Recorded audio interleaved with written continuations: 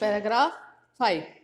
भारतवर्ष ने कभी भी भौतिक वस्तुओं के संग्रह को महत्व नहीं दिया है। यानी कि क्या है, सुख सुविधा से संपन्न जैसे कि साधन है, भवन, वस्त्र, धन, संपत्ति, इन सब के ज्यादा इनको इकट्ठा करने पर कभी भी महत्व नहीं दिया है। उनकी दृष्टि से मनुष्य के भीतर जो महान आंतरिक गुण स्थिर भाव से बैठा है वही चरम और परम, चरम और परम यानी सबसे उत्तम यानी सबसे श्रेष्ठ है। यानी कि क्या है, भारत में कभी भी भौतिक वस्तुओं के संग्रह यानी इकट्ठा करने पर महत्व नहीं दिया गया है। हमारे जो ऋषि मुनि हैं, धर्म आचार्य हैं, उन सब ने किस पर, धर्म आचरण को ही सबसे श्रेष्ठ माना है।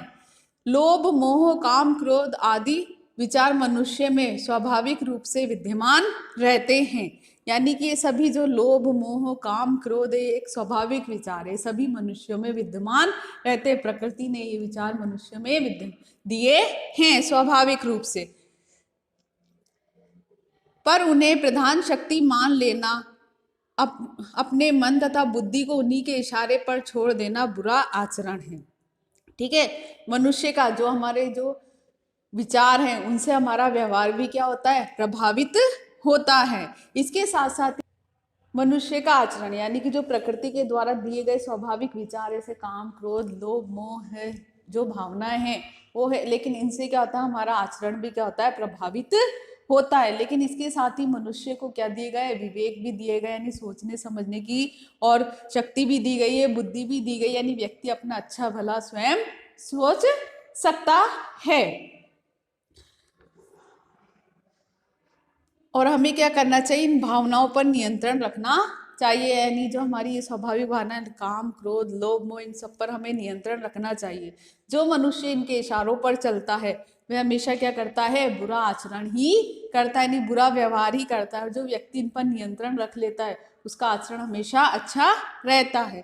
भारतवर्ष ने कभी भी उन्हें उचित नहीं माना, यानी इन चीजों को भारत में कभी भी सही नहीं माना गया है। उन्हें सदा संयम के बंधन से बांध कर रखने का प्रयत्न किया गया है। यानी कि हमें सदा अपने ऊपर क्या रखना चाहिए, इन विचारों पर नियंत्रण रखना चाहिए। और जो व्यक्ति इन भावनाओं में बह जाता है वे व्यक्ति क्या होता है, गलत राह पर चल जाता है, सबके साथ बुरा आचरण करता है। परंतु भूख की उपेक्षा नहीं की जा सकती, बीमार के लिए दवा की उपेक्षा नहीं की जा सकती, गुमराह को ठीक रास्ते पर ले जाने के उपायों की अपेक्षा नहीं की जा सकती। यानी कि क्या है, भूखे व्यक्ति के लिए भोजन की उपेक्षा नहीं की जा सकती, यानी भूखे व्यक्ति को क्या भोजन मिलना ही चाहिए, उसकी उपेक्षा हम नहीं कर सकते। इसी तरह जो बीमार है उसको क्या मिलनी चाहिए, दवा मिलनी चाहिए। जो व्यक्ति गुमराह को ठीक रास्ते पर लाने के उपायों की उपेक्षा नहीं की जाती, यानी जो व्यक्ति अपना रास्ता भटक गया है, जो गलत रास्ते पर चला गया है, उसको सही रास्ते पर लाना या उसको सही रास्ता दिखाना क्या है, आवश्यक है। हम इन चीजों की उपेक्षा नहीं कर सकते। लेकिन यदि ऐसा नहीं होगा तो मनुष्य अपने मन पर वश नहीं रख पाएगा। उसका आचरण यानी कि मनुष्य यदि अपने मन पर वश या नियंत्रण नहीं रख पाएगा तो उसका आचरण क्या हो जाएगा, बुरा हो जाएगा, जो उसके लिए और समाज के लिए क्या होगा, हानिकारक होगा। इसलिए हमें सदा अपने मन पर, अपने विचारों पर क्या रखना चाहिए, नियंत्रण रखना चाहिए और हमें एक संयमित जीवन जीना चाहिए। हुआ यह कि इस देश की कोटि कोटि दरिद्र जनों की हीन अवस्था को दूर करने के लिए ऐसे कायदे कानून बनाए गए हैं कि जो कृषि, उद्योग, वाणिज्य, शिक्षा, स्वास्थ्य की स्थिति को अधिक उन्नत और सुचारू रूप बनाने के लक्ष्य से प्रेरित है। परंतु जिन लोगों को इन कार्यों में लगना है उनका मन सब समय पवित्र नहीं होता। प्राय वे ही लक्ष्य को भूल जाते हैं और अपनी ही सुख सुविधा की ओर ज्यादा ध्यान देने लगते हैं। यानी कि हमारे देश में जो करोड़ों गरीब लोग हैं, ठीक है, उनकी अवस्था को दरिद्र जन यानी गरीब, कोटि कोटि यानी करोड़ों, ठीक है, उनकी स्थिति को सुधारने के लिए सरकार ने कई कायदे कानून नियम बनाए हैं और उनकी जीवन व्यवस्था को सुधारने के लिए कृषि, उद्योग, वाणिज्य यानी व्यापार, शिक्षा, स्वास्थ्य की स्थिति को और अधिक अच्छा बनाने के लिए क्या है, लक्ष्य से प्रेरित है। परंतु जो लोग इन कामों में लगे रहते हैं वो ही उनका मन ही क्या नहीं होता, पवित्र या शुद्ध नहीं होता। जो उनके लिए जो भी साधन होते हैं, जो दरिद्र जो गरीब लोग हैं उनको ऊपर उठाने के लिए वो लोग क्या करते हैं, जो सरकार के द्वारा जो योजनाएं चलाई जाती है, तो वो जो लोग हैं खुद ही अपने सुख सुविधाओं के लिए साधन ध्यान देने लगते हैं और उनकी ओर ध्यान नहीं दिया जाता। ये विभाग कर्मचारी अपने कर्तव्यों को भूल कर, यानी ये कर्मचारी क्या करते हैं, अपने कर्तव्यों को भूल जाते हैं और अपनी ही सुख सुविधाएं बढ़ाने लगते हैं और उनको आगे बढ़ाने की कोशिश नहीं करते, बल्कि क्या करते हैं, उन गरीबों का क्या करते हैं, शोषण करते हैं। अतः देश के करोड़ों निर्धन लोग इन कानूनों से मिलने वाले लाभों से, जिसके कारण जो कर्मचारी वर्ग है वो क्या करता है, अपनी ही सुख सुविधा के साधन जुटाने लगता है।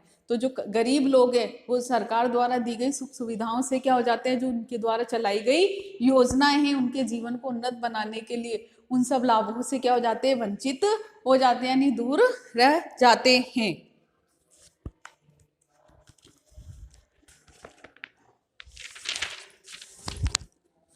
भारतवर्ष सदा कानून को धर्म के रूप में देखता आया है। भारतवर्ष सदा कानून को धर्म के रूप में देखता आ रहा है। आज एकाएक कानून और धर्म में अंतर कर दिया गया है। धर्म को धोखा नहीं दिया जा सकता, कानून को दिया जा सकता है। यही कारण है कि जो लोग धर्म भीरू हैं वो कानून की त्रुटियों से लाभ उठाने में संकोच नहीं करते। इस बात के पर्याप्त प्रमाण खोजे जा सकते हैं कि समाज के ऊपरी वर्ग में चाहे जो भी होता रहे, भीतर भीतर भारतवर्ष अब भी अनुभव कर रहा है कि धर्म कानून से बड़ी चीज है। ठीक है, भारत में राज्यों द्वारा बनाए गए कानूनों को धर्म के बराबर महत्व दिया जा रहा है। धर्म के पालन की तरह कानून का पालन भी होता रहा है, लेकिन जो क्या है, आज वर्तमान स्थिति में धर्म और कानून को क्या कर दिया गया है, अलग अलग कर दिया गया है कि लोग क्या करते हैं, धर्म को धोखा नहीं दिया जा सकता, कानून को दिया जा सकता है। यानी कि लोग मानने लगते हैं कि क्या है कि वो धर्म को कभी भी धोखा नहीं दे सकते, लेकिन वो कानून को धोखा देते हैं। और उसकी कारण है कि जो लोग धर्म भीरू हैं वे कानून की त्रुटियों से लाभ उठाने में संकोच, यानी धर्म को छोड़ने से डरने वाले।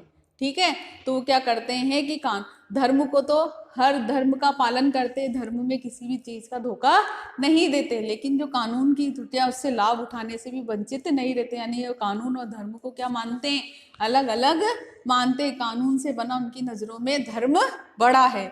इस बात के पर्याप्त प्रमाण खोजे जा सकते हैं। प्रमाण यानी सबूत। समाज के ऊपरी वर्ग चाहे जो भी होता रहे, भीतर भीतर भारतवर्ष अब यही अनुभव कर रहा है कि धर्म कानून से बड़ी चीज है। चाहे सब